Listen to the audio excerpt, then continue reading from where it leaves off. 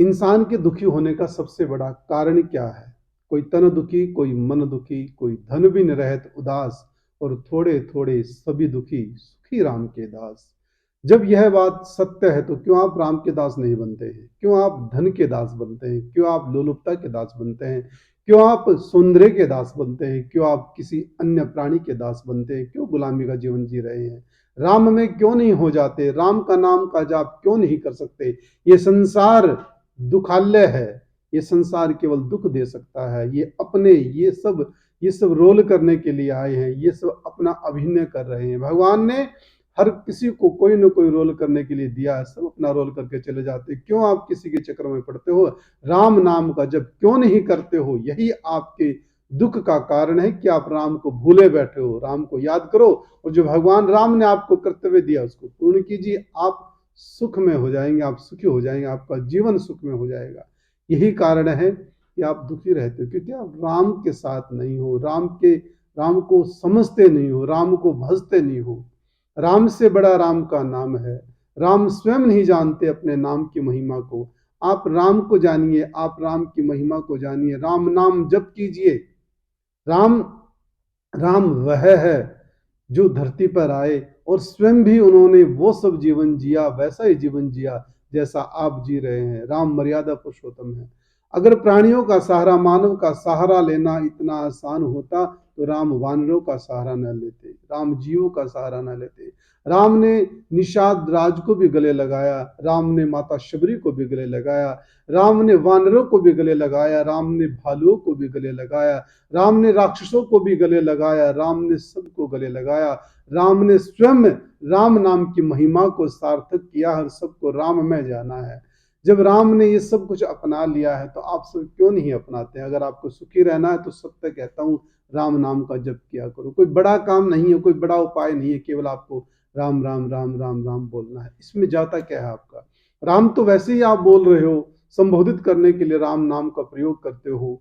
जब कोई दुख आ जाए तो भी राम का प्रयोग करते हो, कोई सुख आ जाए तो भी राम का प्रयोग करते हो। आप अपने बच्चों के नाम भी राम रखते हो, फिर राम की महिमा को क्यों नहीं जानते हो? राम नाम का जप किया करो। ये इसने ये कह दिया, उसने वो कह दिया, ये मेरे अनुकूल नहीं चल रहा है, ये मेरी सोच के अनुसार नहीं चल रहा। यही तो आपके दुख का कारण है कि दूसरों को आप अपने अनुसार चलाना चाहते हो। आप भी अपना कर्म भोगने के लिए इस वसुंधरा पर आए हो, इस धरातल पर आए हो। सामने वाला भी अपना कर्म भोगने के लिए धरती पर आया, फिर आप क्यों दुखी होते हो?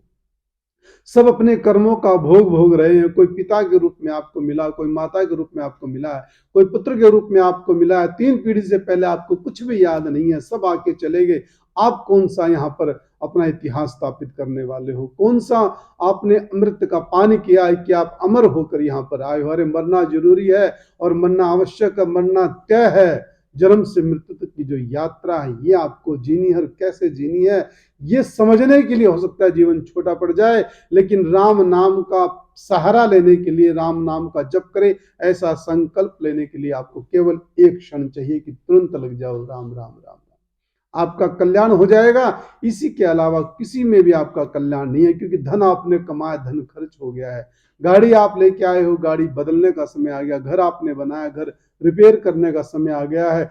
किसके पीछे आप लगे हो? जिन भौतिक वस्तुओं के पीछे आप लगे हुए हो वही आपके दुख का कारण है। और जो आप प्राप्त करना चाहते हो, जितनी भौतिक वस्तुएं आप प्राप्त करना चाहते हो, वो सब एक दिन नष्ट हो जाएंगी। आप समझ नहीं पाते हो।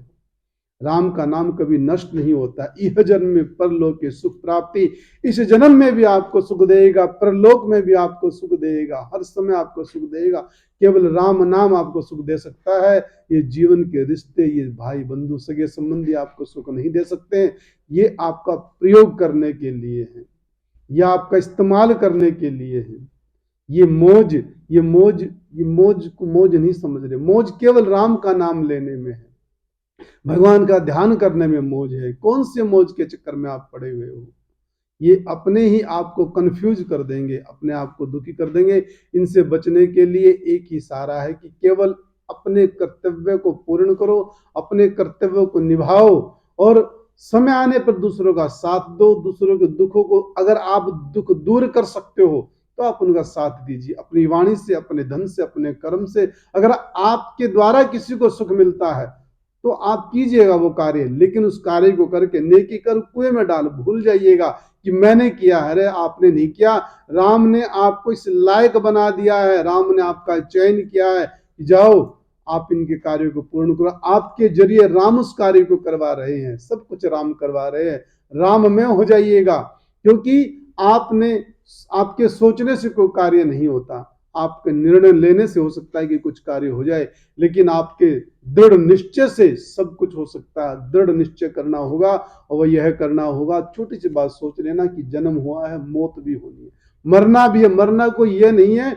कि मरे और कुछ साल के बाद वापिस आ गए या कुछ महीने के बाद वापिस आ गए, अपना काम पूरा करके फिर आप आ जाओगे इसी रूप में, इसी परिवार में, इसी माता पिता के पास यही कार्य करने लग जाओगे। नहीं भैया, मर गए तो मर गए, फिर गए कहीं कुत्ता बिल्ली बनने के लिए, कहीं वानर बनने के लिए, कोई जीव जंतु भूत प्रेत पिशाच डाकनी शाकनी बनने के लिए चले गए। पता नहीं किस रूप में अपना भोग भोगोगे। और अभी समय आपके पास है, राम में हो जाओ, ये पैसा आपके साथ ले जाएगा। सिकंदर तो जहां जाता था जीतता जाता था, मरते मरते कहा एक ही बात कही थी कि मेरे हाथ खुले छोड़ देना, कोई ये ना सोचे कि मैं कुछ लेके गया हूं। और जिन वैद्य हकीमों ने कहा था कि ऐसी औषधि दे देंगे मरोगे ही नहीं, वो भी अपनी किताबें टटोलते रहे कि कुछ भी पल्ले नहीं पड़ा था। इसलिए सत्य कहता हूं भाई बंधुओं, राम नाम का जप किया करो, सुख से रहा करो, दूसरों को सुख दिया करो, गरीबों की मदद किया करो, ऐसा है कि मदद किया करो अगर आपके पास सामर्थ्य है। अनमोल जीवों को भोजन करवाया करो, गाय की सेवा किया करो, कुत्ता बिल्ली को भोजन करवाया करो, चींटियों को दाना डाला करो, मछलियों को दाना डाला करो, जो अनमोल जीव है उनको भोजन करवाया करो। जितनी दया आपके हृदय में उत्पन्न हो सकती है उतनी दया का उत्पन्न किया करो, क्योंकि दया धर्म का मूल है और पाप मूल अभिमान है। और तुलसी दया न छोड़िए, जब लग घट में प्राण, जब लग घट में प्राण।